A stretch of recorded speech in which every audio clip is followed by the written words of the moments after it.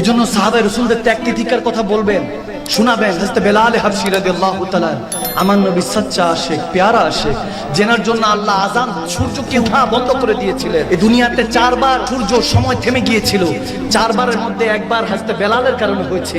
প্রথমবার নবীকে সুবহানাল্লাযী আসরা বিআবদিহি যখন দাওয়াত দিয়ে আওয়াদানা কাবা কাউসাইনে আমার প্যারা আল্লাহ প্যারা নবীকে নিয়ে গিয়েছেন, তখন সময় থেমে গিয়েছিল। প্রথমবার সময় থেমেছে আমার নবীর মেরাজের রজনীতে, সুবহানাল্লাহ পড়েন না। এরপর দ্বিতীয়বার থেমেছে হযরত শের খোদা আলীর নামাজে আসর কাজা যখন হয়েছে, সুবহানাল্লাহ বলেন। তৃতীয়বার বলেছেন হযরত বেলাল হাবশী যখন ফজরের আযান দেয়নি, সুবহানাল্লাহ বলেন। আর চতুর্থবার খাতুন জান্নাত মা ফাতেমাতুজ জাহরার চুল মোবারক একটু দেখা যাচ্ছিল, পর্দাটা একটু বাতাসের কারণে সরে গিয়েছে। যতক্ষণ পর্যন্ত পর্দা এভাবে ঠিক না করছে ততক্ষণ পর্যন্ত আল্লাহ অন্ধকার করে রেখেছেন, সময়কে থামিয়ে দিয়েছিলেন। যখন খাতুন জান্নাত ঠিকঠাক মতো পর্দা করেছে, মাথার চুল ঢেকেছে, সাথে সাথে সময় আবার চলা শুরু করেছে। সুবহানাল্লাহ।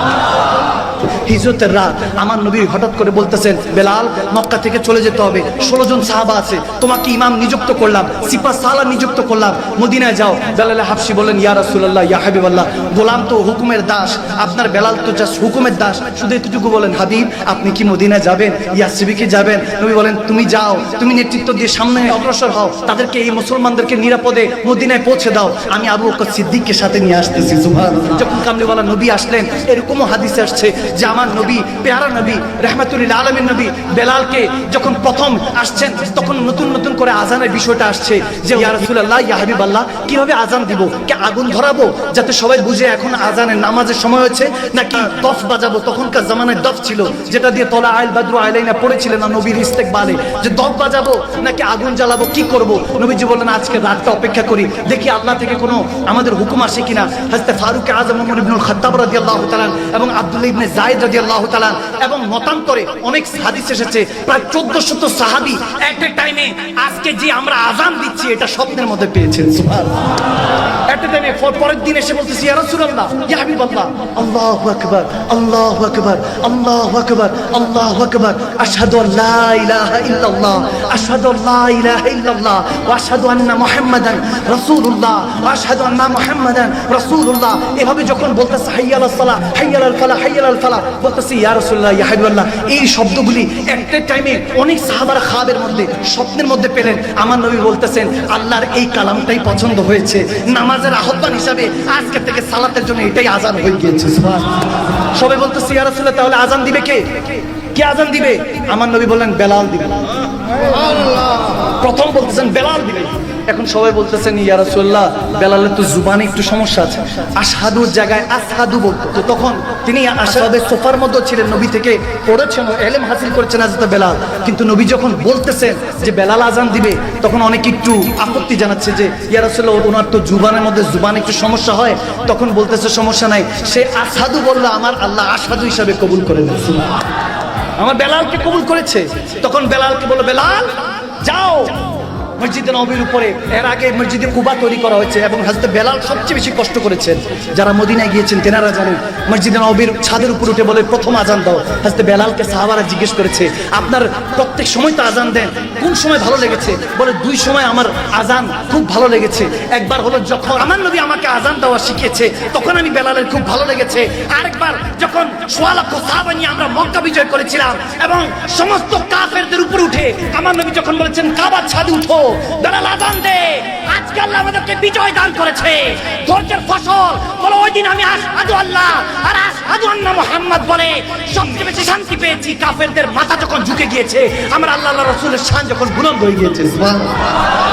সে বেলাল হাবশী কত খেদমত করলেন। শেষ কথা, যখন আমার প্রিয় নবী ইন্তেকাল করলেন, সবাই কাছে, আমার নবী তো আর নেই। মক্কা মদিনায় যখন আওয়াজ হয়ে গেল নবী নেই, তখন আজ তোমার দৌড়ায় আসলেন, এসে বলতেছে, খবরদার, আমার নবীকে যারা ইন্তেকাল মৃত্যু বলবে তাদের গর্দান উড়িয়ে দিব। আবু বকর সিদ্দিক হযরত ওমর কাঁদে বললেন, ভাই কিছু বলো না, আমার নবী সত্যি সত্যি চলে গিয়েছে। তিনি ভেঙে পড়লেন। সে ওমর ইবনুল খাত্তাব কান্না করছে, সবাই সবাইটা বলতেছে, সেটা খোদা আলীও বলতেছে, আমার নবী কোথাও নাই, আমার নবী জিন্দা।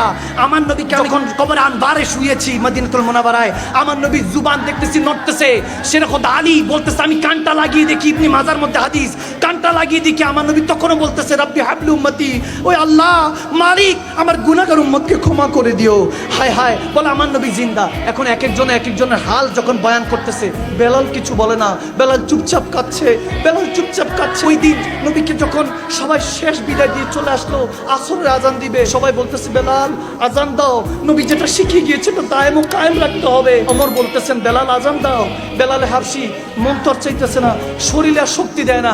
যে বেলাল নবীর হুকুমের দৌড়ায় মক্কার ছাদের উপর উঠে যেত, সেই বেলাল আজকে যখন উঠতেছে বারবার পড়ে যাচ্ছে। হযরত সালমান ফারসির কাছে বলতেছে ভাই আজকে শক্তি নাই, একটু কি হেল্প করবেন, আমি যাতে উঠতে পারি। যখন উঠলেন আজান দিচ্ছেন আশহাদু আন্না মুহাম্মদ, যখন আমার রাসূলের নাম আসলো আর নিতে পারলেন না, না নেওয়ার আগেই শরীর ছেড়ে দিল, মক্কার ছাদের মধ্যে পড়ে গেলেন। তারা ফুটলো, হাল উঠলো, পড়ে গেলেন। পরে যখন গেলেন সবাই ধরাধরি করে নামালো, বলে আজকে থেকে অন্য কাউকে দায়িত্ব দেন। কোনোদিন নবীর চেহারা না দেখে আজান দেই নাই, ওই চেহারা মোবারক না দেখে কেমনে আজান দেই। বেলালে হাবশি আর আজান দিলেন না। শেষ আমরা এই হাদিস, মশহুর হাদিস জানি, যখন খাবের মধ্যে বেলাল দেখতে পেলেন যে আমার প্যারা নবী বলতেছে শাম দেশে চলে গিয়েছে, বেলাল আমার কাছে কি আসতে মন চায় না, মদিনায় কি আসতে মন চায় না, চলে এসেছিলেন। সবাই ভাবছে বেলাল যখন আসছে, সবাই ভাবছে হয়তো আমার প্যারা নবীও এসে গিয়েছেন, আমার নবীও মনে এসেছেন। যখন সবাই বলতেছে বেলাল কত বছর হয়েছে তোমার আজান শুনি না, একটু যদি আজান দিতা, আমাকে রিকোয়েস্ট করেন না, আমি পারবো না। তখন ইমামে হযরত হাসান হুসাইন কাছে আসলেন। তেনারা শাহজাদা রাসূলরা যখন বলেন হযরত বেলালকে আপনি একটু আজকে আজান দেন, আজানটা শুনতে মন চাচ্ছে, তখন হযরত বেলাল হাবশি শাহজাদা রাসূলদের কথা হুকুমটা ফেলতে পারলেন না। যখন আজান দিলেন এরকম অবস্থা হলো যে সবাই বলতেছেন চুপ করো। ওইদিন যখন আল্লাহু আকবার আল্লাহু আকবার বেলাল যখন ডাকতে শুরু করলেন, মক্কা মদিনার সমস্ত আশিক রাসূলরা, বিশেষ করে মক্কার আশিকরা সবাই ঘর থেকে বের হয়ে গেল। আরে বেলাল আজান দিচ্ছে, মনে হয় রাহমাতুল্লিল আলামিন চলে এসেছে, আমার নবী মনে চলে এসেছে। এখানে মধ্যে সুফিয়া কেরামরা বলে হ্যাঁ ওইদিন সত্যি সত্যি হয়তো নবী চলে আসছে। যখন হযরত বেলাল আমার নবীর নাম নিচ্ছে আশহাদু আন্না মুহাম্মাদুর রাসূলুল্লাহ সাল্লাল্লাহু তাআলা সাল্লাম বলার সাথে সাথে আজরাইল আলাইহিস সালাম রূহ কবজ করে নিয়ে গেলেন। বেলাল ওখানে শেষ আজান দিয়ে যখন শাহাদাত বরণ করলেন, আমার কাছে মনে হয় ওদিন বেলাল ইন্তেকালের আগে বলতে লাগলেন ये नाज ये अंदाज हमारे नहीं होते, अगर झोली में टुकड़े मुस्तफा तुम्हारे नहीं होते, मिलती हुजूर नाप के दर से भी इस मंगतों की हाँ गुजार नहीं होते। মনে হয় ওদিন বলেছিলেন নবী না হয় এই দুনিয়ায়, না হয়েছি ফেরেশতা খোদার, হয়েছি গো নবী উম্মত আপনার, তার শুকর হাজার বার সুবহানাল্লাহ।